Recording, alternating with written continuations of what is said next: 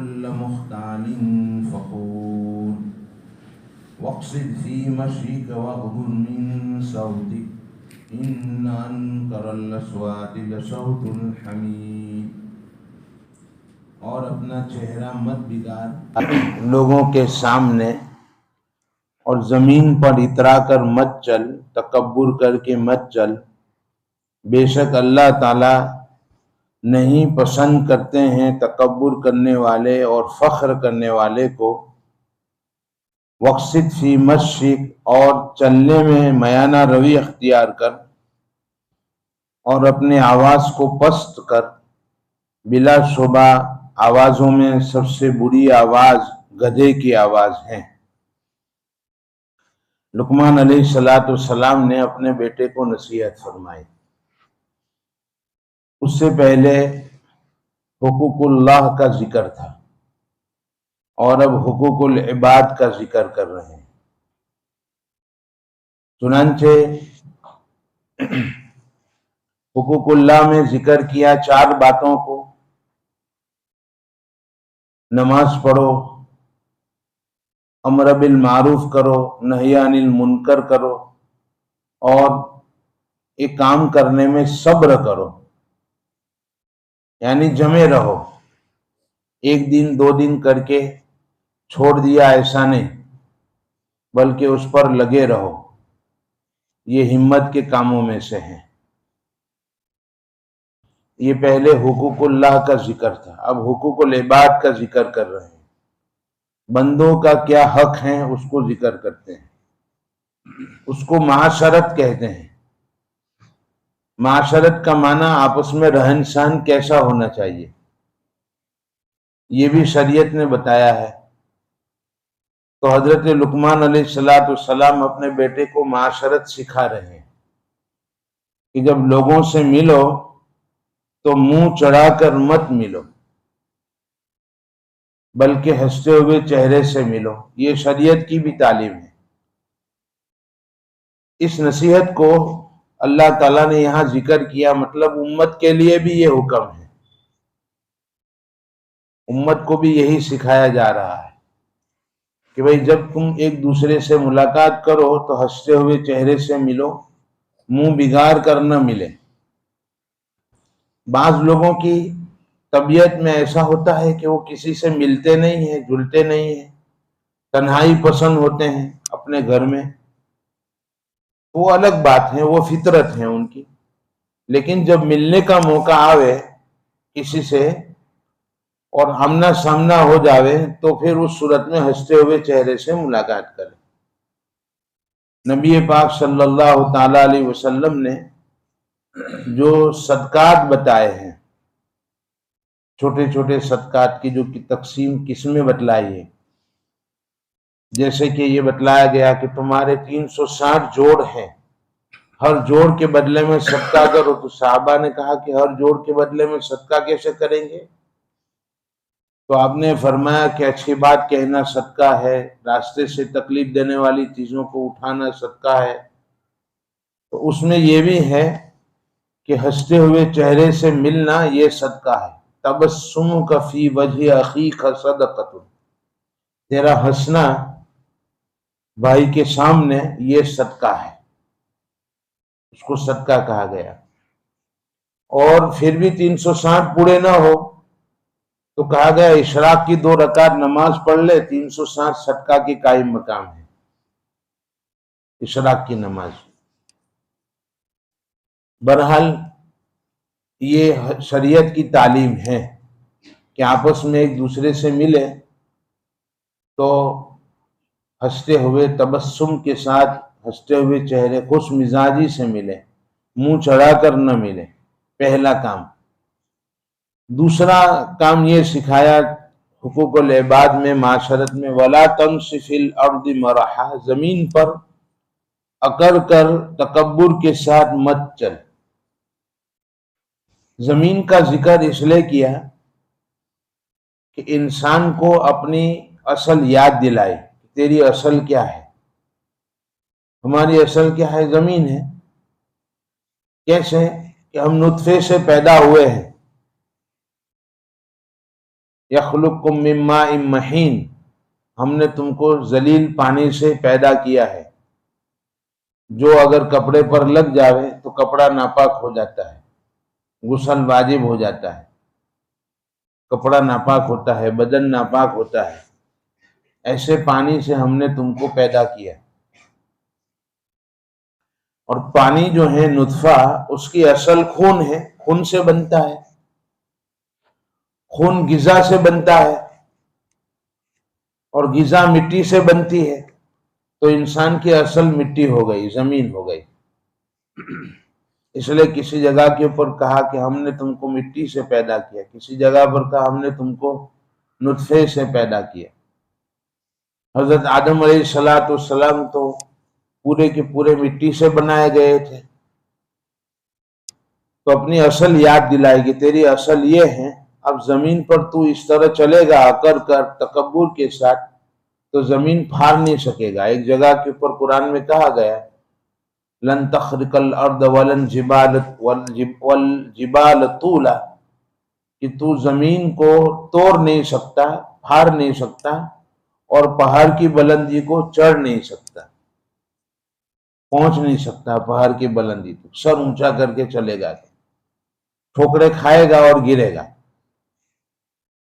تو یہ دوسرا حکم بیان کیا۔ حضرت لقمان علیہ السلام نے حقوق العباد کہا کہ زمین پر چلیں تو اکڑ کر نہ چلے، اور پھر یہ فرمایا کہ ان اللہ لا يحب كل مختال فخور، اللہ تعالیٰ کسی تکبر کرنے والے، فخر کرنے والے کو پسند نہیں کرتے۔ جب اللہ کا محبوب نہیں ہوگا تو اللہ کا مبغوض ہوگا، یعنی اللہ اس پر ناراض ہوتے ہیں، غصے ہوتے ہیں، فخر کرنے والے اور تکبر کرنے والے۔ کل میں تفسیر میں بتلا چکا ہوں تکبر کس کو کہتے ہیں، اور مختال کس کو کہتے ہیں، اور فخور کس کو کہتے ہیں، تینوں کا فرق میں نے سمجھایا تھا۔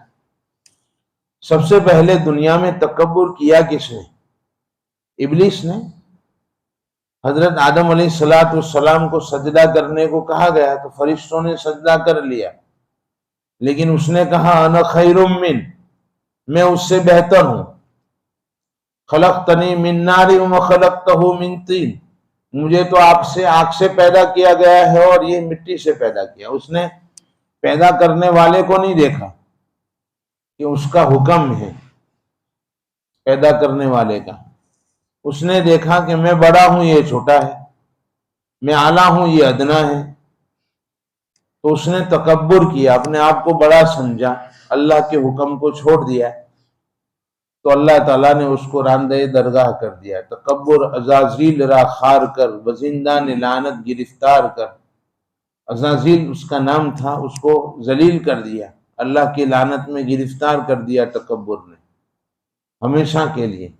وَإِنَّ لَعْنَتِي إِلَىٰ يَوْمِ الدِّينِ، قیامت تک لعنت ہے، اور قیامت کے بعد تو جہنم ہے۔ تو سب سے پہلے تکبر اس نے کیا۔ تکبر کی تین قسم ہے، تکبر کی تین قسم ہے۔ پہلی قسم تکبر کی کیا ہے؟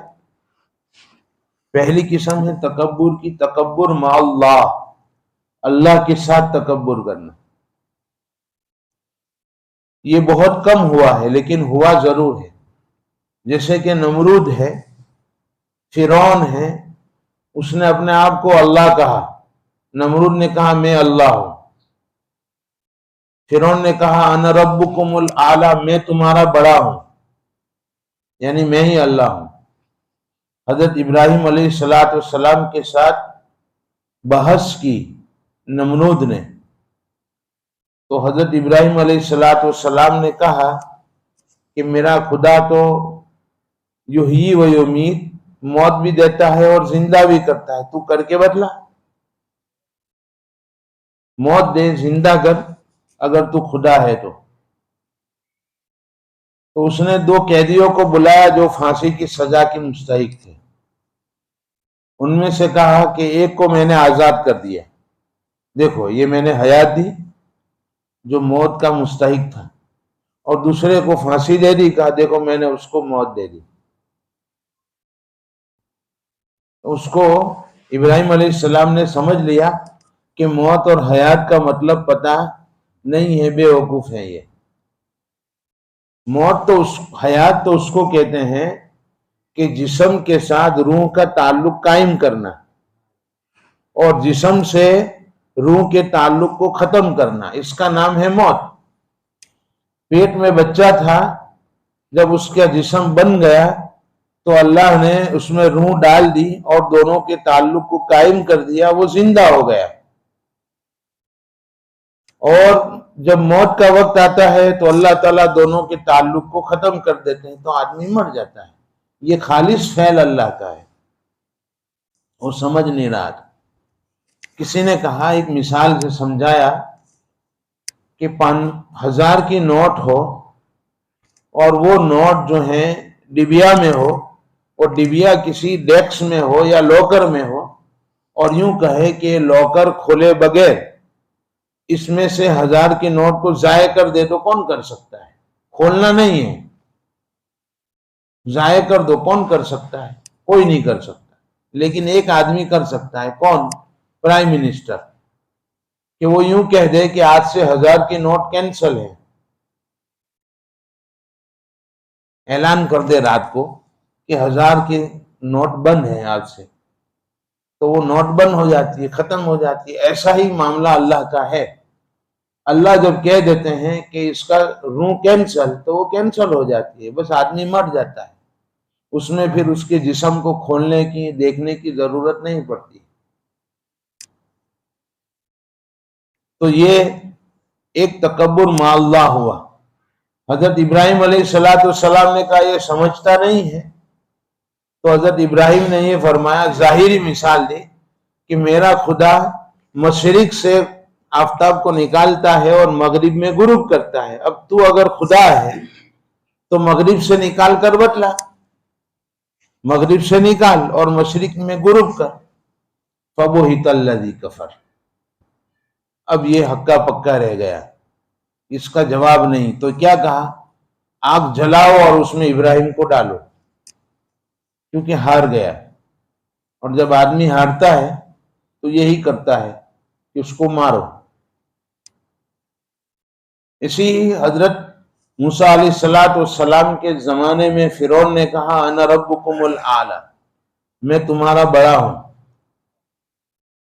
اور موسیٰ علیہ السلام کے سامنے جادوگر آئے تو انہوں نے بھی کہا تھا، فرعون کی عزت کی قسم، ہم جیتیں گے، ہم غالب ہوں گے۔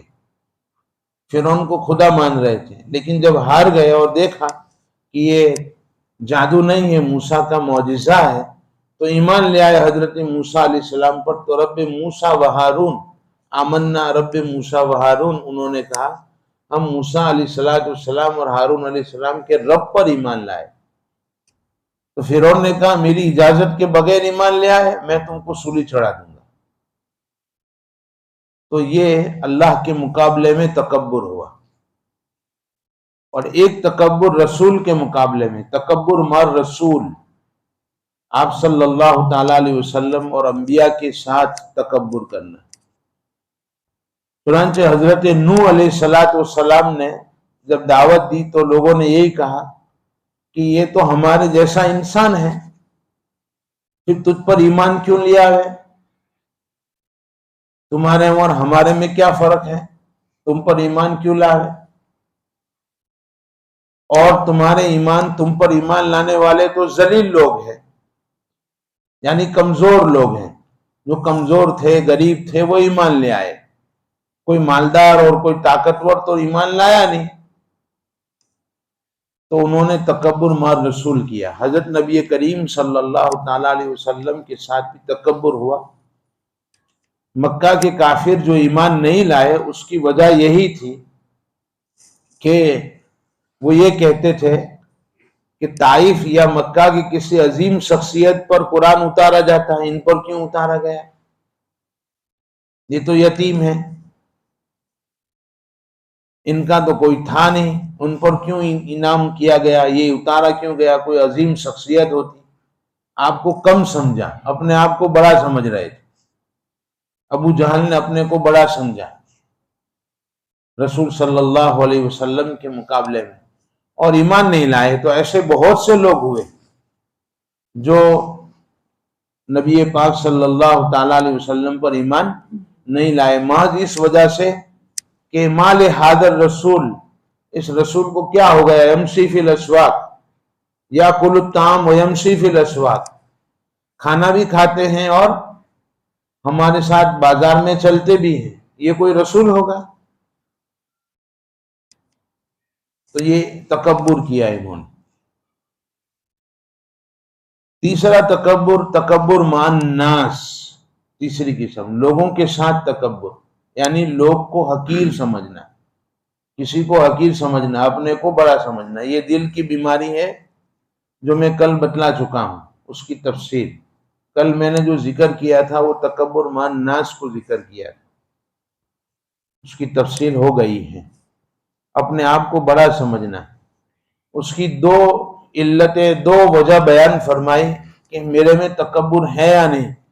ایک تو لوگ حقیر سمجھتا ہو لوگوں کو، اور اگر کسی نصیحت کے اوپر جو خاص کر کے اللہ اور اس کے رسول کی بات ہو تو اس کو برا مانتا ہو.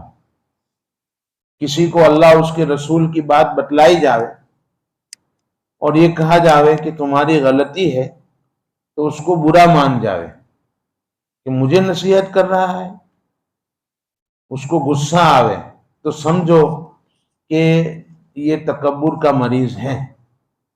یہ بڑی بات ہے.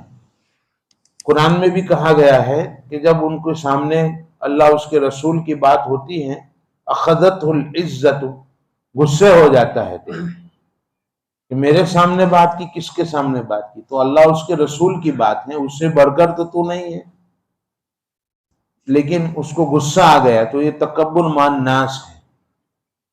تو یہ دو وجہ بیان کی لوگوں کو، یعنی دو صورت بیان کی ہے. یہ سمجھو کہ اگر ایسا ہے تو یہ بہت بڑا مرض ہے، اس کا علاج کرنا چاہیے. ان اللہ لا يحب كل مختال فخور واقصد فی مشیک واغضض من صوتک. چار باتیں بتائی تھی، دو ہو گئی. لوگوں سے ہنستے ہوئے چہرے سے ملو، اور دوسری بات زمین پر تکبر مت کرو. تیسری بات یہ بتلائی کہ چال میں میانہ روی اختیار کرو. کوئی آدمی بھاگتے ہوئے جا رہا ہے، چل ہی رہا ہے تو بھاگتے ہوئے چل رہا ہے، تو اس صورت میں یہ وقار کے خلاف ہے. گرے گا، پڑے گا، ٹھوکر لگے گی. اور اگر بالکل نرم چال چل رہا ہے بیمار کی طرح تو اس سے بھی منع کیا گیا. درمیانی چال سے چلنے کا حکم ہے، درمیانی چال سے چلو. معذور ہو تو الگ مسئلہ ہے، ہماری طرف معذور ہو پاؤں سے اور وہ چل رہا ہو تو یہ الگ مسئلہ ہے. یہود تیز چلتے تھے بھاگتے ہوئے، وہ تیز چلتے ہیں، اس سے بھی منع کیا گیا. اور عیسائی جھک جھک کر دھیرے دھیرے چلتے ہیں، اس سے بھی منع کیا گیا. درمیانی چال شریعت کی ہے. حضرت عائشہ رضی اللہ تعالی عنہا نے ایک شخص کو دیکھا کہ وہ آہستہ آہستہ قدم رکھ رہا ہے. پوچھا یہ کون ہے، کیوں ایسا چل رہا ہے؟ تو کہا یہ قاری ہے اس لیے ایسا چل رہا ہے. تو حضرت عائشہ رضی اللہ تعالیٰ عنہ نے فرمایا کہ حضرت عمر رضی اللہ تعالیٰ عنہ اس سے زیادہ بڑے قاری تھے، وہ ایسا نہیں چلتے تھے. تو قاری ہو تو ایسا چلیں درست نہیں ہے. یعنی قاری کا مطلب اس زمانے میں عالم ہوتا تھا. تو کہا یہ تکبر کی نشانی ہے. چنانچہ شاہ اسماعیل شہید رحمت اللہ تعالی علیہ کا واقعہ مجھے یاد آیا. اچھے کپڑے پہننا، جیسے میں نے بتایا تھا کل بھی، اچھی گاڑی استعمال کرنا، اچھے کپڑے پہننا، گھر میں سب سلیقے سے رکھا ہوا ہو تو اس کو تکبر نہیں کہتے ہیں. بعض لوگوں کے گھر میں کوئی چیز سلیقہ سے نہیں ہوتی ہے، کپڑے ادھر پڑے ہوئے، دوسری چیزیں ادھر پڑی ہوئی، ایسا ہوتا ہے. ایسا نہیں. جیسے ہم دیکھتے ہیں کہ کپڑے باڑی کے اوپر کھڑکی پر ڈال دیے، سب لٹک رہے ہیں میلے کپڑے، ایسا نہیں، سلیقے سے رکھا ہوا ہے سب چیزیں، تو اس کو تکبر نہیں کہتے ہیں بلکہ اس کو جمال کہتے ہیں۔ شاہ اسماعیل سعید رحمۃ اللہ تعالی علیہ بہت عمدہ کپڑے پہنتے تھے اور غصے بھی بہت ہوتے تھے، خاص کر کے نہی عن المنکر، منکرات اگر دیکھتے تھے تو غصے ہو جاتے تھے۔ ان کے خاندان کے لوگ یہ سمجھتے تھے کہ اسماعیل کے اندر تکبر ہے، وہ عمدہ لباس پہنتا ہے، لوگوں پر غصے ہوتا ہے، تکبر ہے۔ لیکن مسجد میں ایک مرتبہ دیکھا کہ پانی ٹپک رہا تھا بارش کے موسم میں، صف کے اندر ایک جگہ کے اوپر۔ اب سارے لوگ آتے تھے تو دیکھتے تھے کہ صف میں یہاں نماز پڑھیں گے تو کپڑے خراب ہوں گے، تو اس جگہ کو چھوڑ کر دوسری جگہ اختیار کر لیتے تھے، تو اتنی جگہ میں صف کٹی ہوئی تھی جہاں پانی ٹپکتا تھا۔ شاہ اسماعیل سعید رحمۃ اللہ تعالی علیہ تشریف لائے اور انہوں نے دیکھا کہ صف میں جگہ خالی ہے تو کھڑے ہو کر نماز شروع کر دی، باوجود یہ کہ کپڑے اچھے تھے، خراب ہوں گے اس کی انہوں نے رعایت نہیں کی۔ انہوں نے دیکھا خاندان کے اس شخص نے تو کہا کہ نہیں، ان میں تکبر نہیں ہے بلکہ یہ جمال ہے، یہ جمال ہوتا ہے، اس کو تکبر نہیں کہتے ہیں۔ شریعت نے یہاں پر یہ کہا کہ تیز بھی نہ چلو، آہستہ بھی نہ چلو، یہ بھی تکبر کی نشانی ہے، بلکہ درمیانی چال چلو۔ حضرت لقیط ابن صبرہ رضی اللہ تعالیٰ عنہ کی روایت ہے، آپ صلی اللہ تعالیٰ علیہ وسلم کی چال انہوں نے بیان کی ہے، کیسے آپ صلی اللہ تعالیٰ علیہ وسلم چلتے تھے۔ وقت ہو گیا ہے، انشاءاللہ کل بتلائیں گے۔ سبحان اللہ وبحمدہ، سبحانک اللہم وبحمدک، ونشہد ان لا الہ الا انت، نستغفرک ونتوب الیک۔